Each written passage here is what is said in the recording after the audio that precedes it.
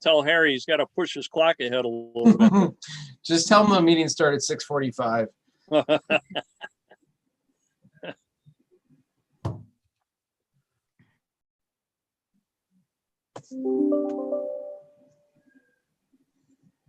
I got the notice. We're live. Okay, awesome.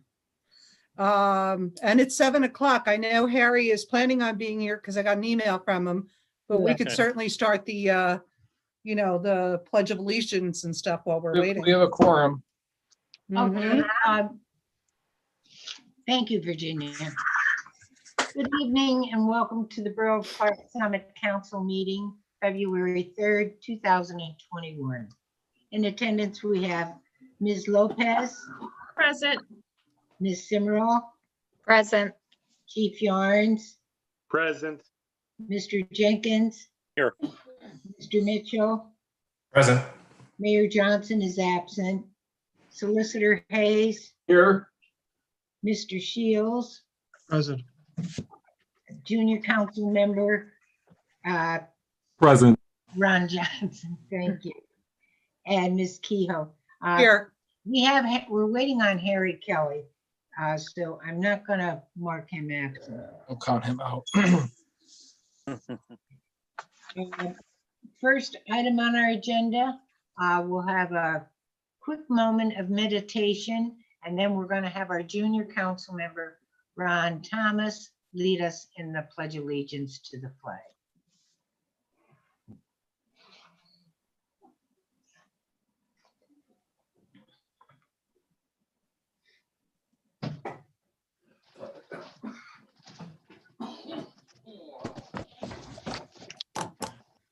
I pledge of allegiance. To the To the flag I pledge of allegiance to To the flag of the United States of America, America. And to the republic For which it which stands one nation, under God, indivisible, indivisible, with liberty and justice for all. Justice for all. Thank you very much, Ron. You're welcome. You filled in very well for our mayor. Thank you. Thank you. Okay. First item on our agenda is the approval of our agenda. Do we have a motion to approve the agenda? I'll motion to approve. Thank you, Renee. And do we have a second? Second. Second by Josh. Yes. Thank you. On the question, all in favor? Aye. All opposed? Favors have it 6-0.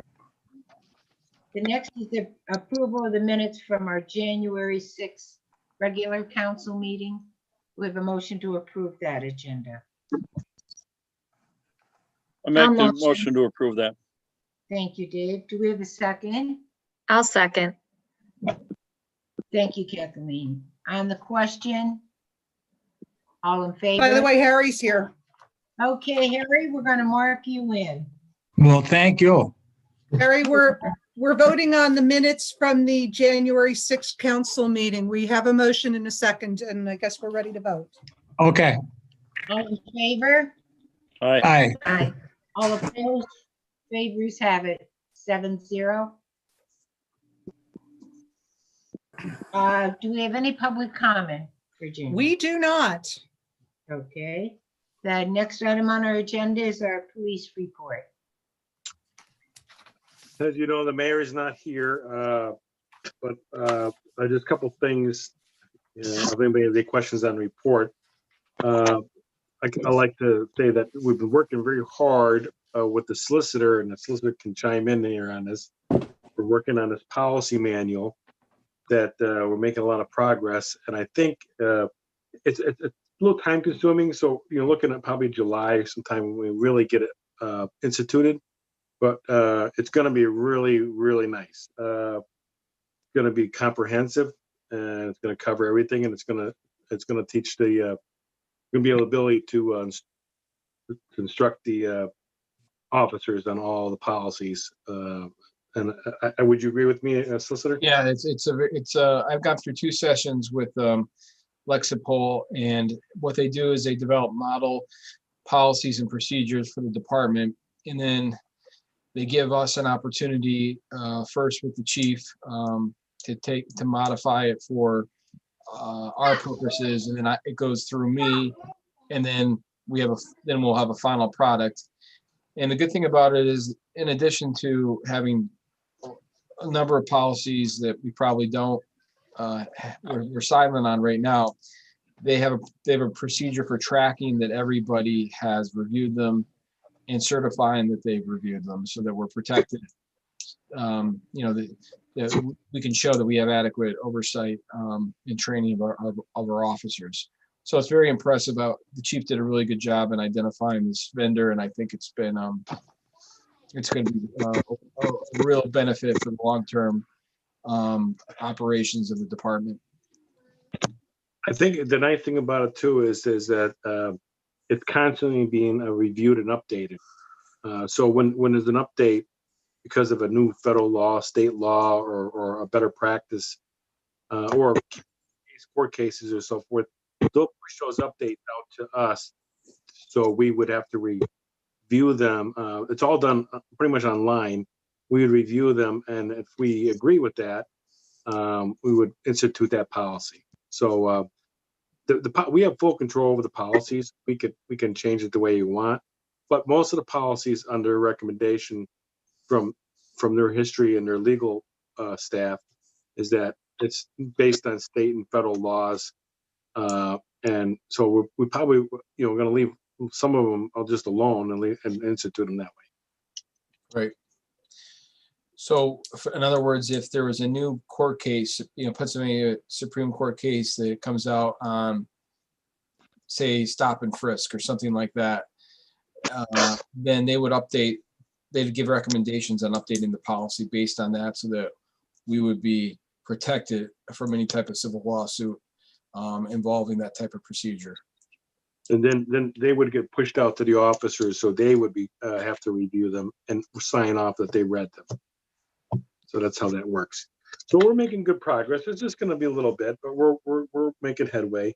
The other thing is that I talked to the mayor about this. I'd like to have a personnel meeting about some staffing situations that we want to try to get ahead of going forward. I didn't want to discuss it publicly at the meeting. It's nothing wrong. Everything is fine. I just thought I wanted to discuss it with the personnel meeting committee. So I'd like to reach out to them tomorrow and set up a date where the mayor and I could meet and discuss some things. It's going to be some things are happening this year with officers that are maybe leaving and things like that. So I want to get ahead of that. So and there's some other issues we want to talk about. So tomorrow I'm going to try to reach out to everybody and set up a time, maybe next week, that we can meet. The other thing is that, once again, I want to revisit the patrol car situation. Today, we discovered that we have one of the patrol cars, one of the newer ones that we use, has some sort of a leak. We're not sure if it's a head gasket or it's a water pump, and the water pump in those vehicles are inside the engine. But we're going to find out tomorrow. The nice thing about it is we're fortunate it is under warranty for the drivetrain. Mhm. So we'll probably be down a car for a while. It just seems like we're having car issues a lot. I guess we're just getting tired. These two cars haven't been any problems, but here I am telling you one of them has a problem. So it's currently I took it out of service until tomorrow until we get a closer look at it. It's a possibility that it's a water pump leaking, and we may be able to drive it for the weekend, but we'd have to get it fixed right away next week. So I'll talk to the mechanic about it tomorrow, and hopefully it'll be on a warranty. So that's where we're at with that. Other than that, we're moving forward. We're trying to get things done, and there's nothing else. Almost all the officers have been vaccinated, nearly all of them. And they all received their second shot, so that's good news. Oh, that's good. That is good. Chris, I have one question on the policy that you were just speaking of. Is that going to be available in written form, or is that strictly available through the computer? Both. you'll be able to go Okay. online and you'll be All right. able to. And then when they, we can print out a PDF file of it, you know, so it'll be online and it'll be a PDF file. okay, all right. And then the officers will be able to acknowledge that they received the training and everything, and they read the policies, so that there's no ambiguity from anybody that they're not aware of something. That's correct. The way it works is they'll all have a user account. All the officers will have Okay. a user account. They'll actually sign on and they will be required to review the policy and acknowledge that they read it as they move along the policy, each policy. Okay. When there's an update, they'll All right. all get an email alert telling them that they have to review their policy again because there's an update. And if they don't, well, I'll get emails sent out on the prescribed time. Like say, I'll give them 30 days and I haven't heard from them. I'll have to confront them on it. And there's also what they call daily training bulletins, which are 5 to 10 minute quizzes every shift. And if they would sign on and they would ask a question about a policy, and if they got the question wrong, they would they would ask you to do it again until you get the question right. Then basically to point to the at a point and highlight the policy that, you know, where it says that where the answer is, and then they would acknowledge that they read it. So the concept behind that is by having a 5-minute or 10-minute quiz every day on randomly on different policies, is that they're going to be able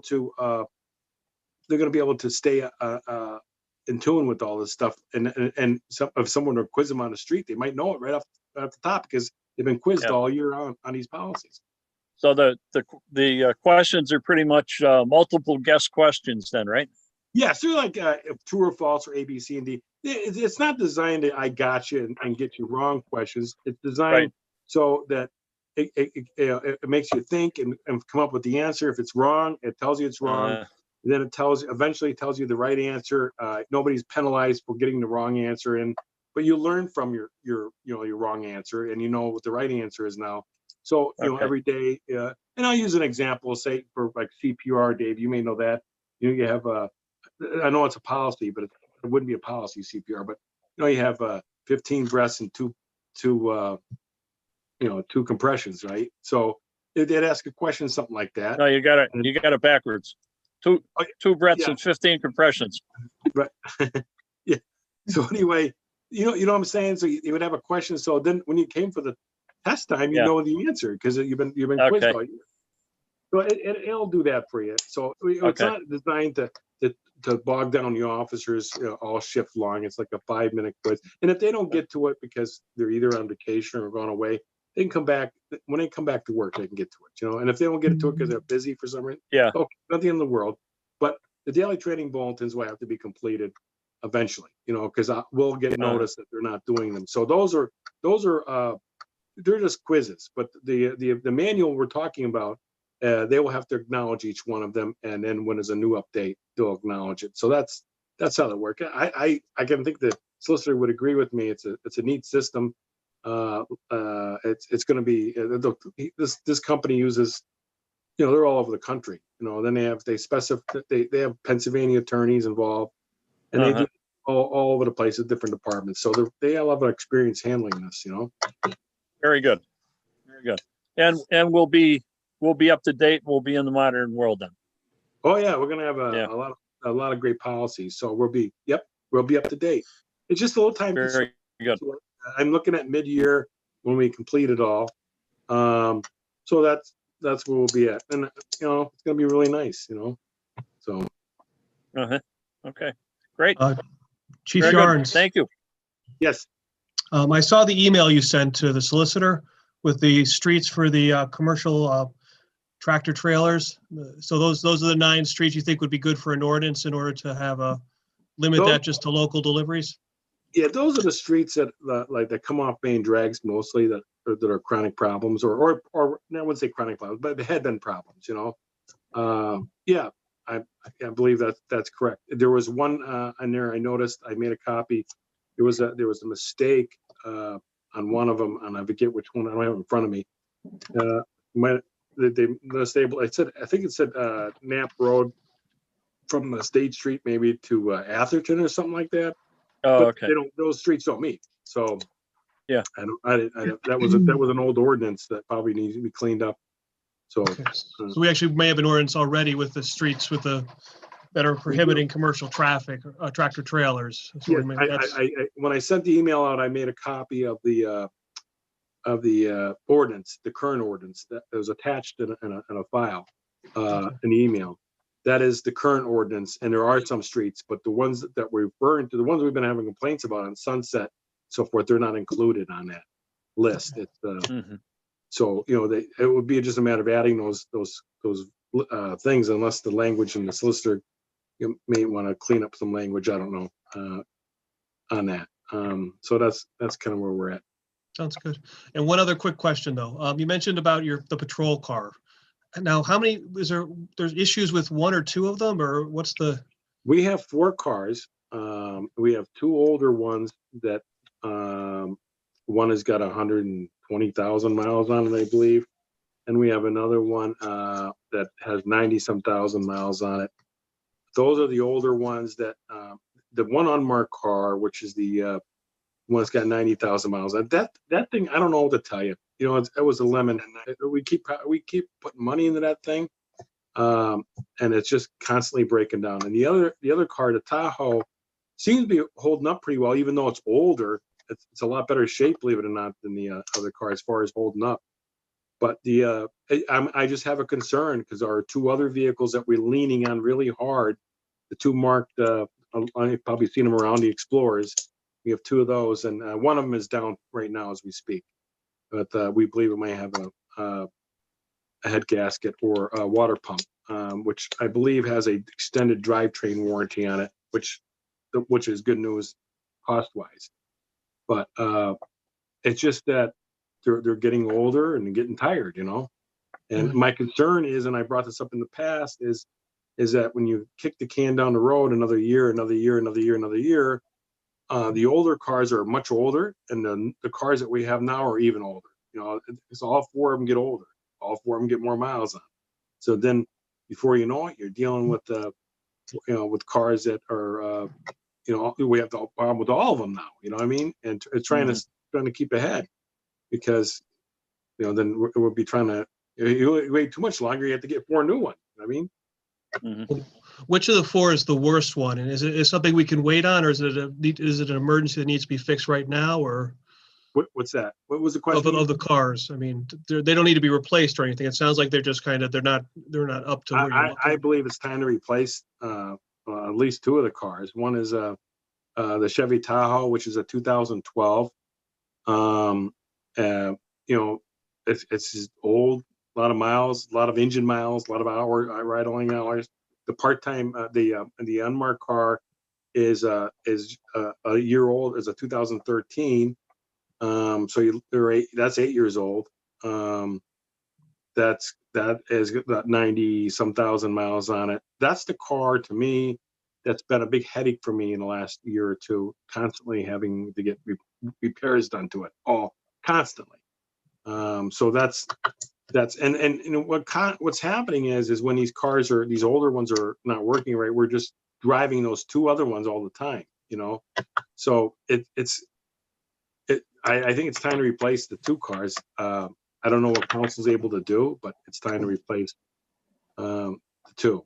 If we can replace one of them, that'd be great, and maybe another one next year, whatever they can see fit. We are kind of sitting on our hands waiting for a grant, and maybe the Madam President can weigh in on this. We're waiting on a grant for the car from the gaming grant, which I believe. I don't know, Madam President, did you hear anything about what time frame was? Was it March? I didn't get a time frame other than I did speak with our state rep and our senator, and we are absolutely on the front burner for getting at least 1 vehicle. So hopefully. That's my hopes, but we're just kind of like waiting. Typically, this grant's awarded the last week of December. I think because of COVID and other situations that are happening in this country, things have been delayed a little bit. So that's where we're at. You know, I heard March, but I don't know. Well, as soon as it becomes available, we will be the first to know on it. And as far as when I checked to see if there was going to be any delay on it, they said no. The funding would not be as much, but there would definitely be funding enough for a police car at any rate. So, But what's happening now Bob, is like, but Dave, I'm sorry. Chris, if I can, just 1 second here. Bob and Josh, this police car, the unmarked police car, is what we discussed with the Public Safety Committee back in the beginning of January when I called both of you about it. And I said that we needed to probably put this further ahead on the burner and try to get it with the committee to purchase it and move it forward, because Chris had already put in for another car through the grant. And if we could get it moving, then that would help it, because this unmarked car is turning out to be a cash cow, where every time he turns around, he's dumping more money into it.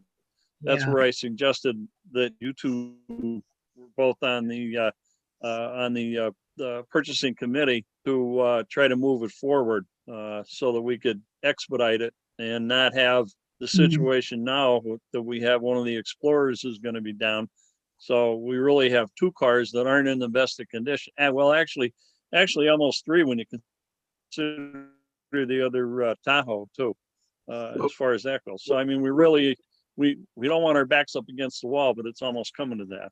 What looked like this weekend, for example, will probably be down to the one marked car. And we'll either try to drive the Tahoe some this weekend. And people don't know this, but the one problem with the Tahoe, it's not 4-wheel drive. It's only 2-wheel drive. But we have the unmarked car. Right now it's running, so we'll get through the weekend. But yeah, that's probably where we're at.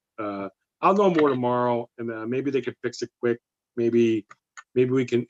There's a hope that they'll let me drive it for the weekend.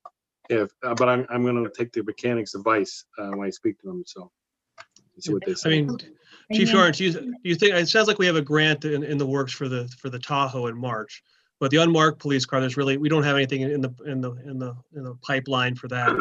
Do you think you might be able to take a look in to see what a replacement car would cost, how much that would what kind of we can maybe take it to the budget committee? I did do that. I got a price, 3 different quotes from 3 different dealers. Quite honestly, they're all close. It's anywhere between 47,000 and 49,000. All pretty close numbers. So I did get prices on the cars, and that's as far as the replacing it. It's up to us, the council, which car we replace. If you want my suggestion, I kind of feel like even though the unmarked car is not as old as the Tahoe is. I think the Tahoe has been, that thing owes us no money. We bought that brand new, and that thing never breaks down. I don't know what to tell you. It keeps going and going and going. Bite your tongue. Yeah, I know, you're right. We've been blessed with that thing. If you look at the mechanic bill since we bought it brand new, it hasn't cost us much. It keeps going. It's strong, solid car. But that's where my recommendation, only because even though it's got more miles and it's older, it seems even better shape, So would you recommend the unmarked car is the most severe at this point that would require immediate replacement? I would say, yeah. I would say yes. It's the one that constantly, well, from working up at Gibbons, if you look at the bills, I think we spent close to $4,000 on that car last year on repairing it for one thing or another. It was just, if you get into it, it's just many things. That car, since we've had it, we've had to go through 2 or 3 fuel pumps. The water pump had to replace. They had to replace the timing chain tensioner, which they had to take the engine apart to do that. it goes on and on. I can't think of all of them top of my head here, but we just got a long list. We replaced the steering column. That I remember being at a council meeting with when Vince was here, asking for more money because we had replaced the whole steering column all the way down. It was $2,400 to replace that. Then the seat went, and that was expensive. The seat stopped working, and it was all the way to the front, and we couldn't move it. So just I don't know.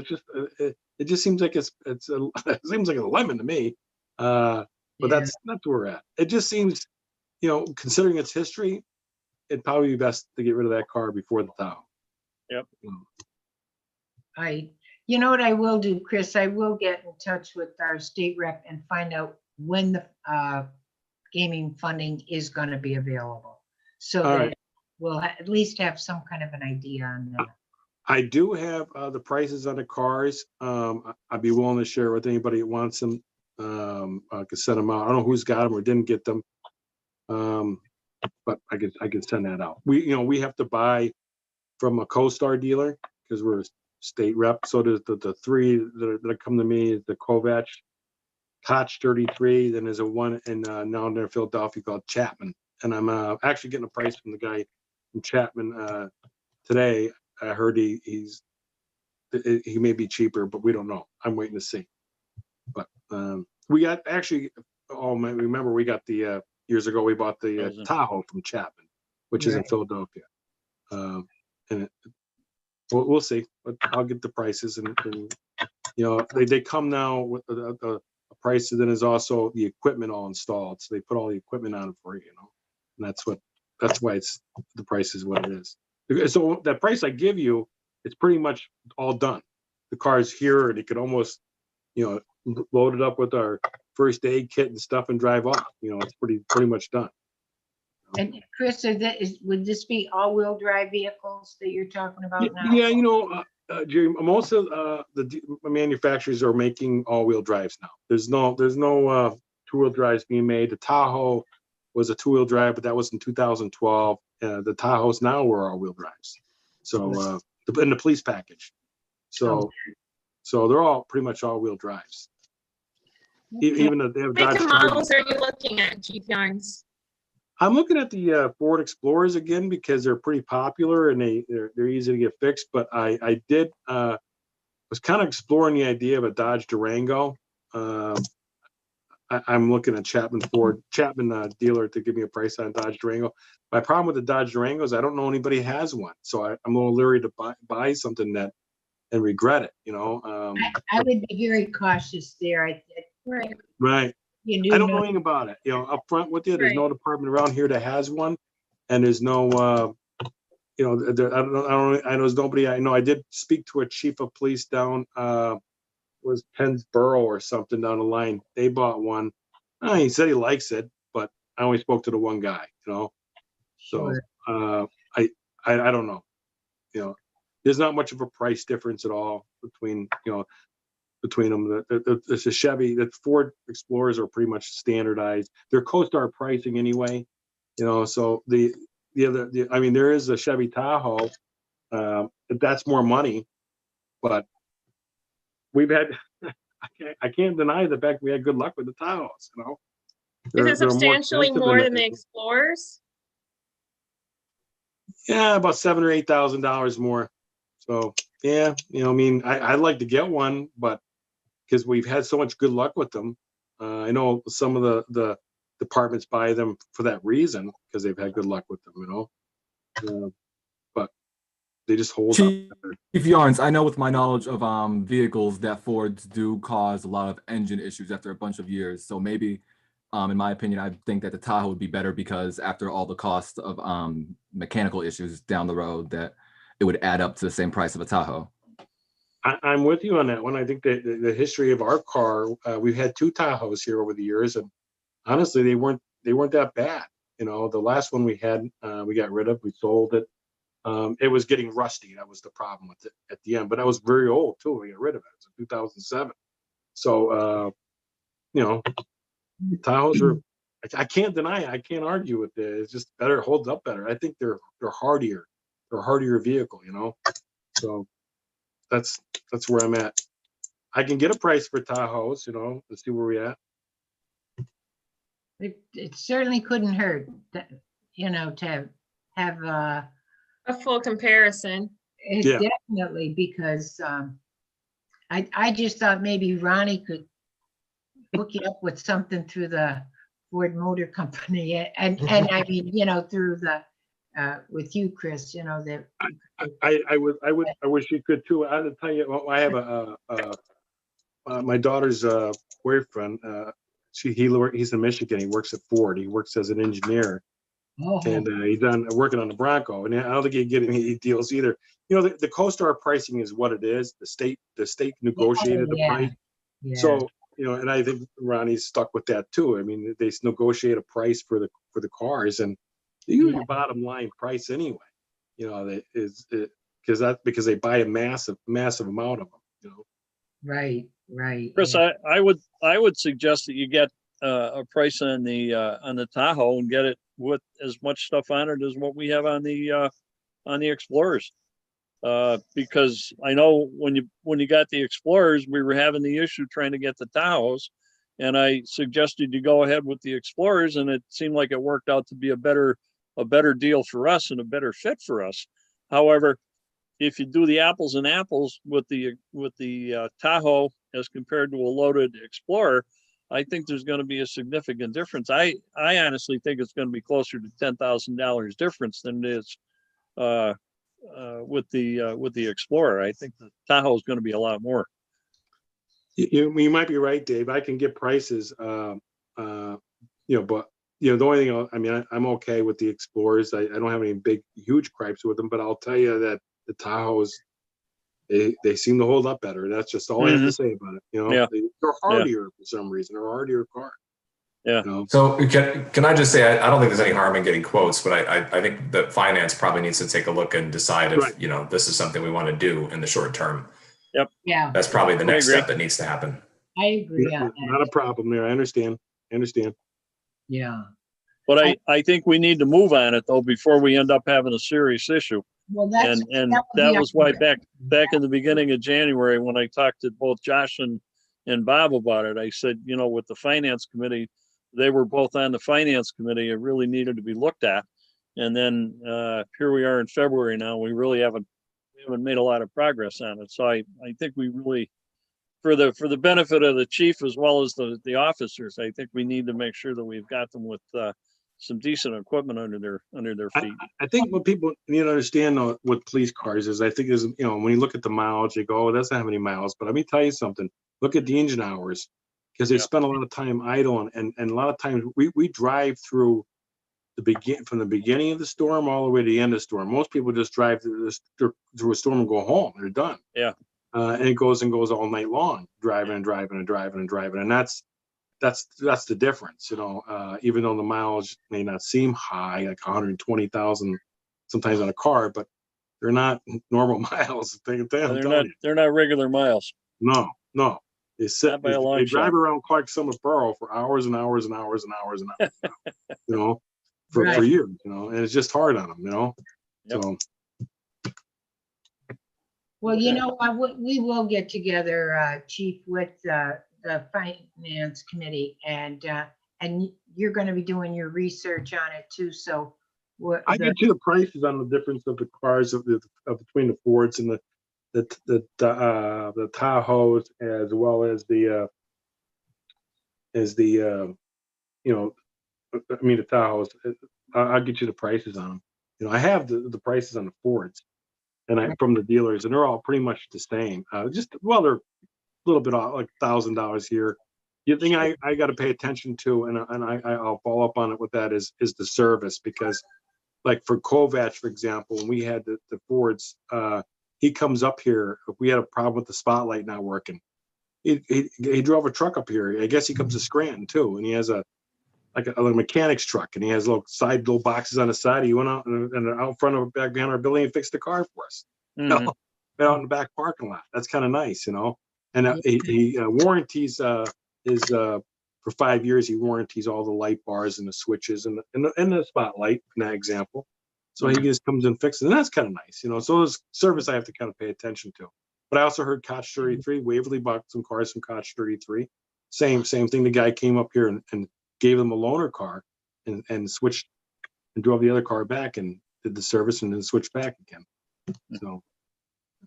And to the point of purchasing, I mean, we do have enough money in the capital reserves that if we need to take and sign the paperwork I won next week, we can do it, and we're not going to be depleted totally. Okay, we still got that cushion there, and the with the sale of the truck that we just had, what I was going to do was make another motion that we put it back in the capital reserves account so that we can bolster that up. And this is the exact purpose that I'm thinking of, that we need to have that for, so that, you know, we're not going to short ourselves. It's not going to kill the budget.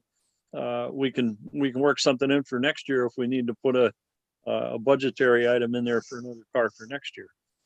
But I really think that we should do something in it. Oh, that's actually our intentions. We've been working on this, Dave, so. But thank you, though, for your input into it.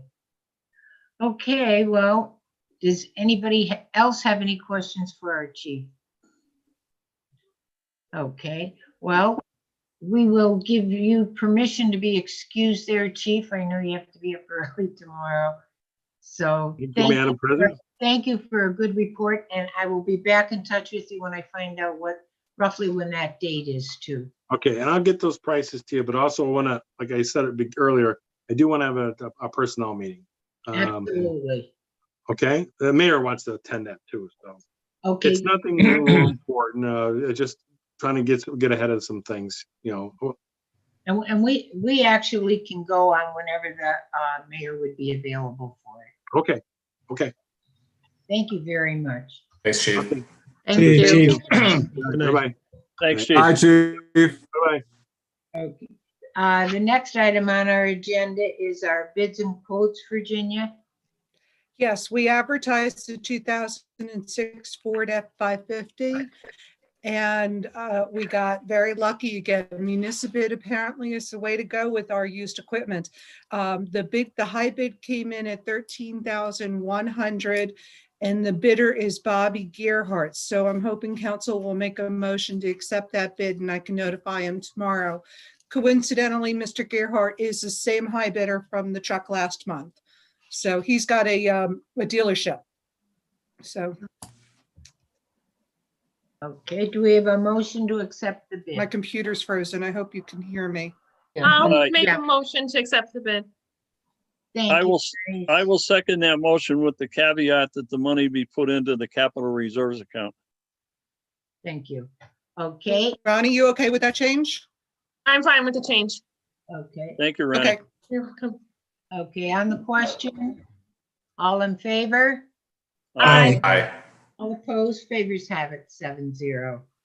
Next item on our agenda is our treasurer's report for January and February. Yeah, actually, it's the close of business, the end of business December and the end of business January. But yeah, we got them caught up.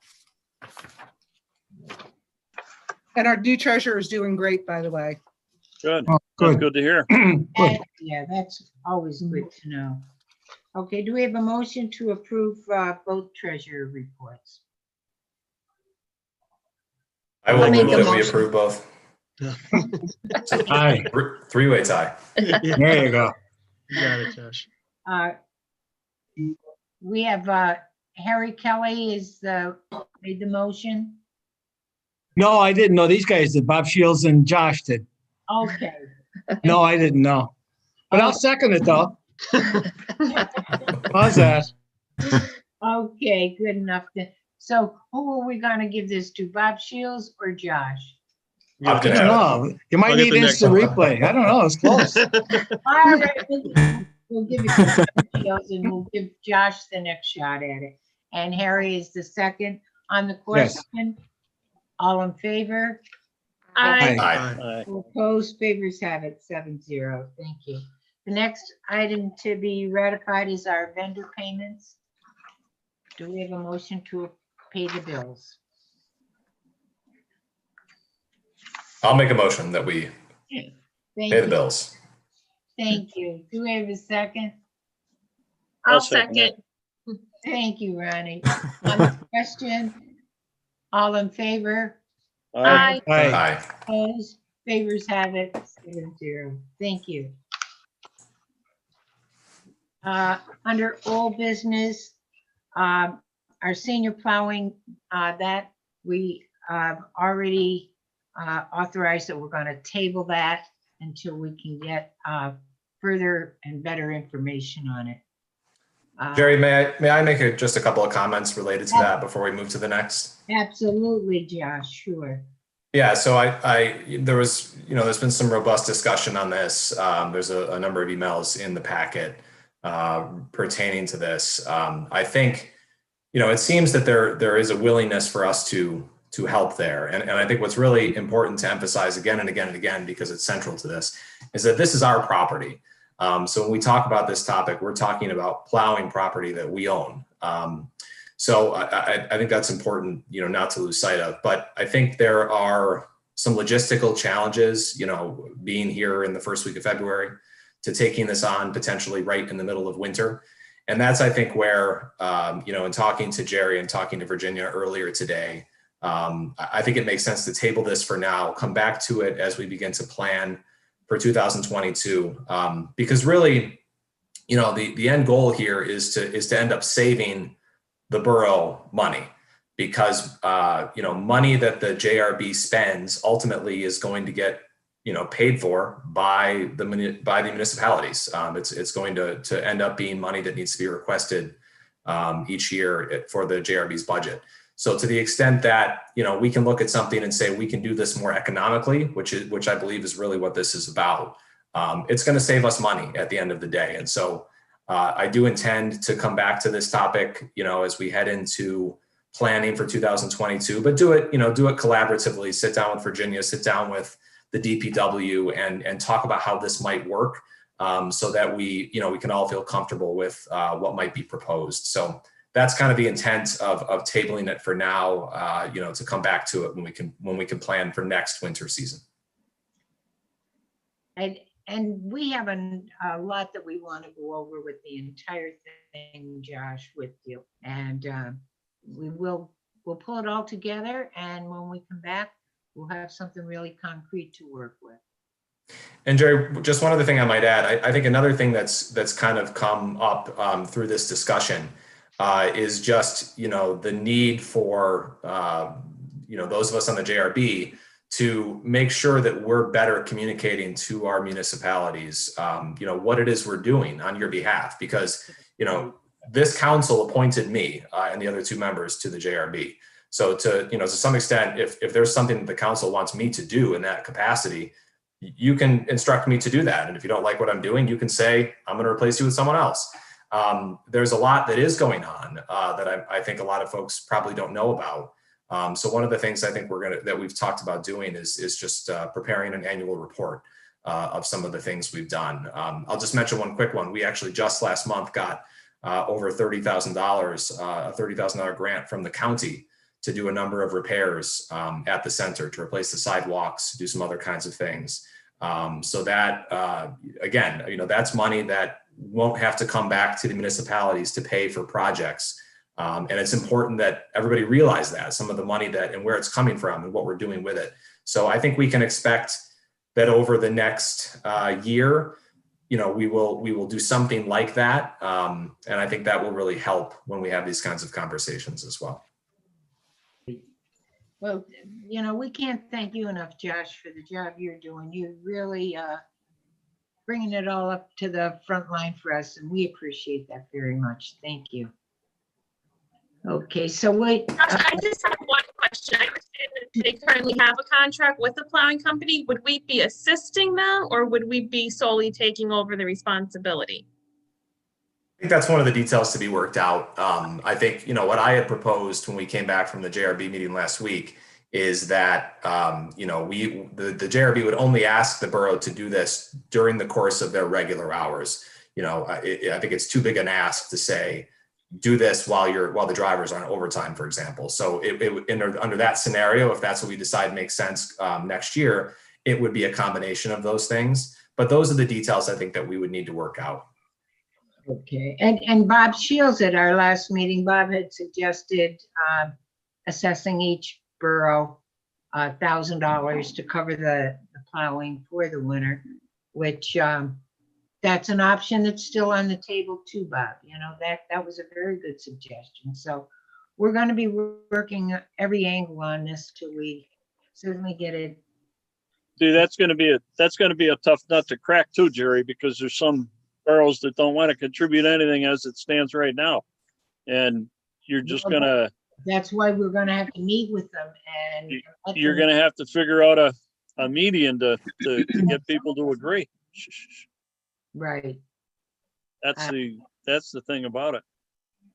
Yeah, and I think again, you know, that's a conversation that we've been having among the members. That you know, part of my role in serving on the JRB is to make sure that, you know, this council is informed about how the park works and you know, what we do there, because the work that we're doing is on behalf of the council for property that the borough owns. So you know, that extends to all 5 of the member municipalities. I will tell you, 4 out of the 5 member municipalities right now have a member who is also an elected official from that municipality. Only South Abington Township does not, but South Abington has very good, very participatory members. But the other 4, there is you know, either a supervisor or a member of council that is on the JRB. So those links, I think, are much improved, perhaps from where they were a couple of years ago.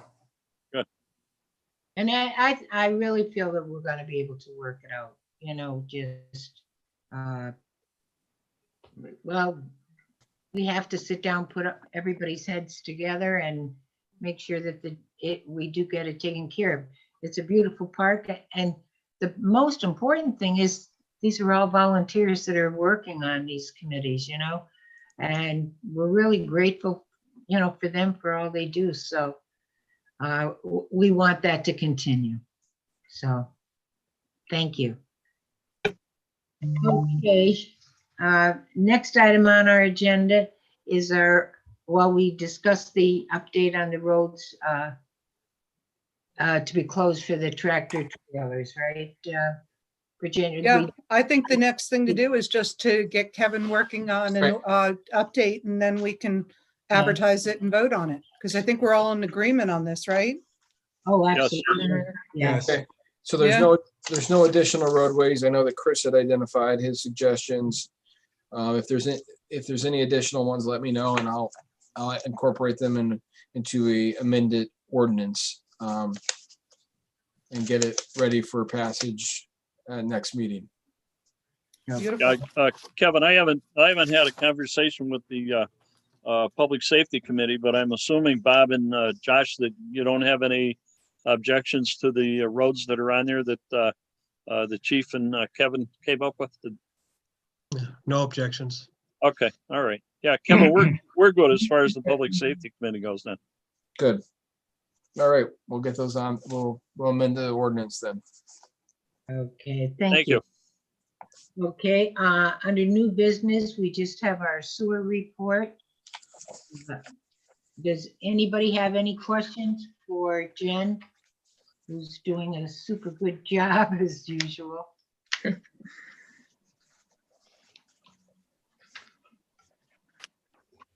There's a motion to approve the sewer report. So moved. Okay, Second So that. moved. okay. So that was Josh. I think That was Bob got Dave. that one. Dave went and then Bob. Dave and Bob. Yeah. There you go. Okay, good. I gotta get a striped shirt on or something. You have to use, Referee. you have to use I these, know. Pay attention, Harry. Yeah, I know, you're right there. you have to use these emojis where you raise your hand like that. Whoever gets it first. That must be what they do down at Scranton Council, is it? Yeah. We're cutting edge down there. State of the art, baby. Okay. On the question, all in favor? Aye. Aye. Aye. Opposed, favors have it 7-0. Thank you. Our solicitors report. Nothing to report other than I will work on this, this no parking ordinance. That's it for me. Okay, I know you've been really busy with everything else, Kevin, and on behalf of all of council, we want to extend our condolence for your Aunt Ann Corbett. Thank you. And you said that the funeral is going to be tomorrow, and that is going to be on, is it? I think that there's a link to the from the funeral home, Neil Regan Funeral Home. Yeah, but it's because of COVID. It's our family's so large that it has to be just family. Okay, and in the meantime, I did mention to Kevin that we were going to send the fruit arrangement to him, and consequently, they were closed down when Virginia tried to order it. And when I spoke with Kevin, he said they had a flood of food that Too came. much, yeah. Right. Thank you. I appreciate the gesture, but honestly, we've gotten too much food on, and we're not getting together like you normally would. And, so it's I do appreciate the gesture. That was very nice. Did your Aunt Ann, do you have any like charities or anything like your Aunt Ann was close with, or? Well, she loved animals, so we put down the Griffith Pond Animal Shelter as the designated in lieu of flowers to go to that facility. She was a bleeding heart for animals. Bob, I just want to bring to the attention that when I spoke with Kevin, he took food to the fire department and food to the police department. Oh, wow. Yeah, that much. Which was just such a thoughtful gesture. And so we were kind of thinking that maybe what we would do is have a mass said for her, and could also send a donation to the animal shelter, or whatever. That sounds great. So Thank you very much. you're very, very welcome. And Kevin has to do the eulogy tomorrow, so good luck with that, Kevin. Thank you. You're welcome. Okay. We have no correspondence, Virginia, and no meetings prior, during, or subsequent.